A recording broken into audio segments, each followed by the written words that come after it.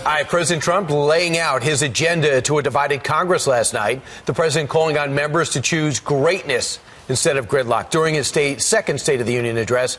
But did his message resonate with voters, the general public? Pollster and president of Maslansky and Partners, Lee Carter's here to put the president's speech to the dial test and see what they thought in real time.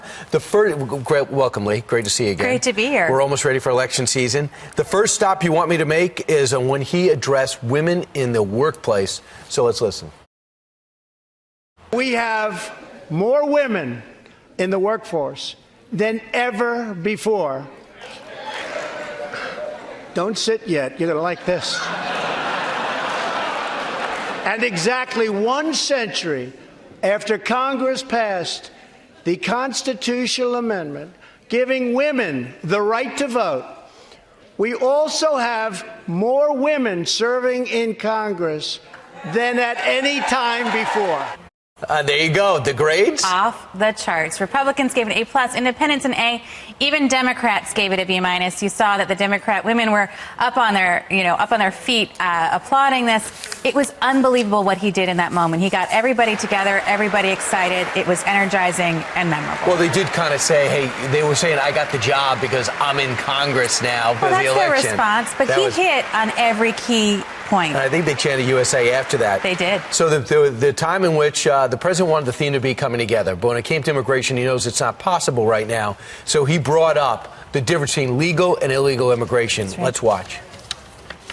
Now is the time for Congress to show the world that America is committed to ending illegal immigration and putting the ruthless coyotes, cartels, drug dealers, and human traffickers out of business.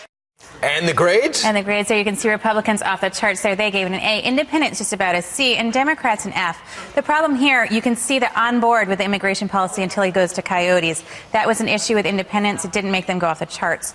Immigration, though, really, really strong speech by the president. Stacey Abrams gave the retort, the rebuttal, but she didn't listen to the speech. She wrote this ahead of time. So it's not really a rebuttal. It's what she thinks. Watch. Just a few weeks ago, I joined volunteers to distribute meals to furloughed federal workers. They waited in line for a box of food and a sliver of hope since they hadn't received paychecks in weeks. Making livelihoods of our federal workers a pawn for political games is a disgrace. The shutdown was a stunt engineered by the President of the United States, one that defied every tenet of fairness and abandoned not just our people, but our values. So she was going after the president, the shutdown, which was ended a week ago. The grades? So Democrats, not surprisingly, gave this an A.